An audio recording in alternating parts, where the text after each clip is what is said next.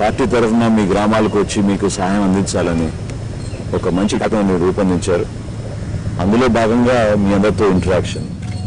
So మరొకసారి మీ అందరూ కూడా మనం కలిసిన సందర్భం. తదనంతరం ఏం జరిగిందో మీరు ఒకళ్ళు సైడ్ని స్టార్ట్ చేద్దాం, లేకపోతే మహిళలతో స్టార్ట్ చేద్దాం. ఫస్ట్ మహిళలతో స్టార్ట్ చేద్దాం. కూర్చొని చెప్పండి. కొంచెం గలం లేపి చెప్పు మంచిగా, అంతే. కూర్చో చెప్పు.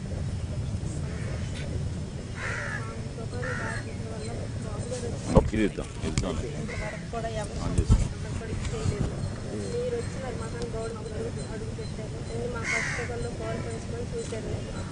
ఏ సౌకర్యం కూడా లేదు. దీంట్లో చూస్తే పోయేది మాకు ఆదరదు.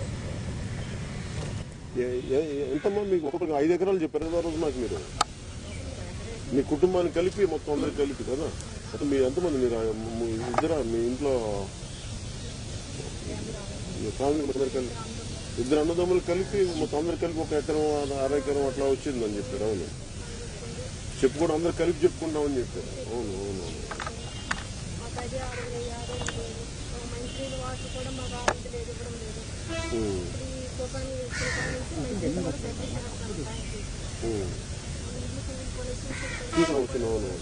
చెప్పవలసింది ఏం లేదు. ఇలాంటి మహమ్మదు మా ఇంట్లోకి వచ్చి ఒక కురింట్లోకి వచ్చి 10 నిమిషాలు అలా వచ్చి ఉండిపోయినారు. అతను వచ్చి మా కష్టాలు చూసి అతను కూడా చాలా బాధపడ్డారు ఆ రోజు. మాకు ఎట్లా ఉందంటే ఇది అంటే ముందుగా తెలియలేదు కదా మనకి, ముందు చెప్పలా. మీరు చెప్పండి అమ్మా, మీరు చెప్పండి.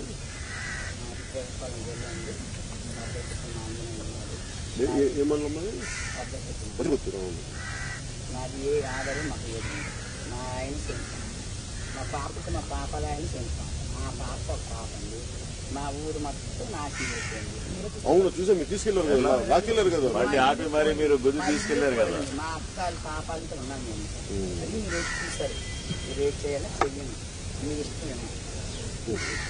సార్ వచ్చి వెళ్ళిన తర్వాత ఏం జరిగిందమ్మా? ఏమైనా సహాయం వచ్చిందా మీకు? ఏమైనా వచ్చారా అధికారులు? ఏమైనా వచ్చారు? బియ్యం వచ్చే 5 కేజీలు, 90 కేజీ, 1 కేజీ రూపాయలు వచ్చాయి. మరి ఇంకేం రాలేదు, ఏది కూడా రాలేదు. ఎవరు కూడా మా ఊరు రాలేదు. మీ బాబు వచ్చారు. ఎవరు ఇంతవరకు అసలు పలకరించి కూడా రాలేదు. అధికారులు వచ్చింటారు కదా, ఎవరు రాలేదు. అధికారులు కూడా రాలేదు. ఎవరు అసలు రాదు. క్యాన్లెస్ కూడా మాకు ఎవరు బియ్యం ఇచ్చారు. పాట అంటే ఇంకా కరెంట్ వచ్చిందమ్మా? ఇంకా రాదు. కరెంట్ రాలేదు. మీరు ఎక్కడ మీరు ఎకనామిక్స్ ప్రొఫెసరా? మీరు ఎకనామిక్స్ ఫ్యాకల్టీ ఎక్కడ? హైదరాబాద్.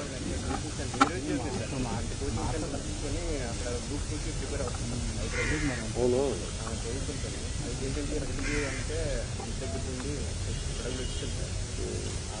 నేను 50 గడపలు మనం 68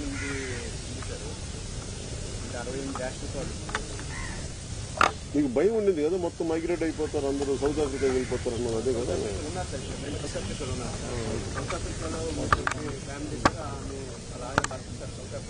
మీ పాప కూడా కనిపించింది. కూడా ఏంటంటే యాక్చువల్గా అయితే ఈ మైగ్రేట్ సార్ చెన్నై వెళ్ళిపోయారు సార్. ఫ్యామిలీ పిల్లలు మిక్స్ అవుతుంది. పెద్ద పాప చిన్న పాప ఇంటర్మీడియట్ అవుతుంది. ఏమంటే మైగ్రేట్ అయిపోతుంది సార్. చెన్నై మైగ్రేట్ అయితే 2 పిల్లలను చదువు ఆఫీస్ పట్టుకెళ్ళిపోతున్నా దానికి వచ్చి చెప్పారు సార్. ఇదిగా మనం బతకలేకపోతున్నాం, ఇక్కడ చెన్నై వెళ్ళిపోతాము, పిల్లలు పట్టుకునంటే చదువు ఆఫీస్ డిగ్రీ ఉండి ఇంటర్మీడియట్ చదువు ఆఫీస్ పట్టుకెళ్ళిపోతుంది సార్. వెళ్ళిపోవడం వల్ల ఆమెకి ఆపాము. తర్వాత ఏమంటే పిల్లలకి ఏమైనా ఆర్థిక సాయం ఉంటే అందిస్తాము, మాత్రం పిల్లలు చదువు మధ్యలో ఆపించాము, మైగ్రేట్ అవ్వద్దని ఆపించాం సార్. ఆ కొన్ని రోజుల తర్వాత ఆయన సౌత్ ఆఫ్రికా వెళ్ళిపోయారు పిల్లల ఫ్యామిలీ. వాళ్ళు కూడా నిరాశ్రయాలు సార్. ఈరోజు ఆమె ఏమంటే ఇల్లు ఏమంటే మొత్తం ఎగిరిపోయింది. అది కూరగాయలకి ఇచ్చే 500 రూపాయలు ఊరు మొత్తానికి వెళ్ళిపోయి 68 కుటుంబాలకు 500 రూపాయలు అయితే జరిగింది. మాత్రం తుఫాను మనకి 11 ఎఫెక్ట్ అయిన 12, 13, 14 మనకి ఎవరు విలేజ్కి మనకు ఒక విఆర్ఓ సెక్రటరీ తప్ప ఎవరు రాజకీయ నాయకులు కానీ మన విలేజ్ మీరు తప్ప మా ఊరు ఇంతవరకు రాజకీయ నాయకులు కానీ ఎవరు రాలేదు సార్. మీరు వెళ్ళిన తర్వాత ఏంటంటే శివాజీ గారు అల్లుడు మాత్రం విజిట్ చేశారు.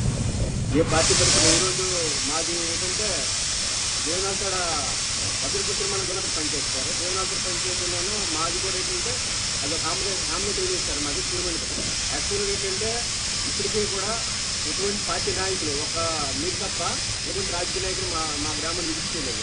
మీరు విజిట్ చేసిన తర్వాత మిగతా అదర్ పార్టీ కూడా విజిట్ చేశారు మా గ్రామంలో. కానీ ప్రభుత్వం తరపున ఏంటంటే ప్రభుత్వం తరపున నేను కూడా డిస్ట్రాక్ట్ ఇచ్చాను సార్.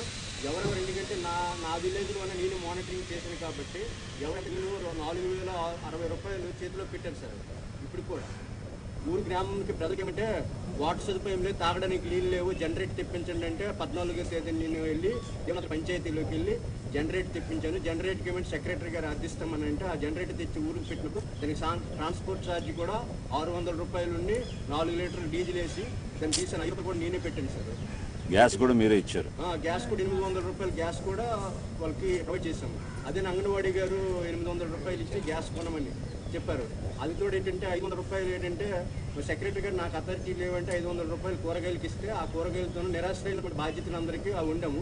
ఇప్పుడు కూడా కిరాణీ డబ్బులు కూడా నేనే పెట్టాను సార్. ఆ డబ్బులు కూడా ఎంతెంత ఏనికని పెట్టాను కూడా తర్వాత డబ్బులు ఇచ్చారా? తర్వాత ఇవ్వలేదు సార్, ఇంతవరకు డబ్బులు ఏమి రాలేదు. 500 రూపాయలు ఇచ్చారు, తర్వాత ఇచ్చారా? తర్వాత ఎవరు ఇవ్వలేదు మేడం, ఇవ్వలేదు సార్. అది ఎవరంటే మనకి నా ప్రకారం ఎవరు ఎంత ప్రభుత్వం నుండి ఈ అధికారి ఎంత ఇచ్చారనేది కూడా నా దగ్గర ఉంది. చెప్పండి.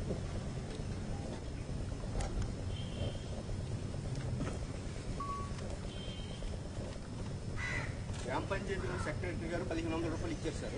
1500లో 500 కూరగాయలు ఇవ్వమన్నారు. ఈ రూపాయలు ఏమంటే విలేజ్లో ఉన్నటువంటి శానిటేషన్ వర్క్ ఉంటుంది కదా, రోడ్లు తిరగడానికి కోసం 4 ఆడవాళ్ళకి పెట్టి 200 రూపాయలు లెక్కించి వాళ్ళు చేయమన్నారు.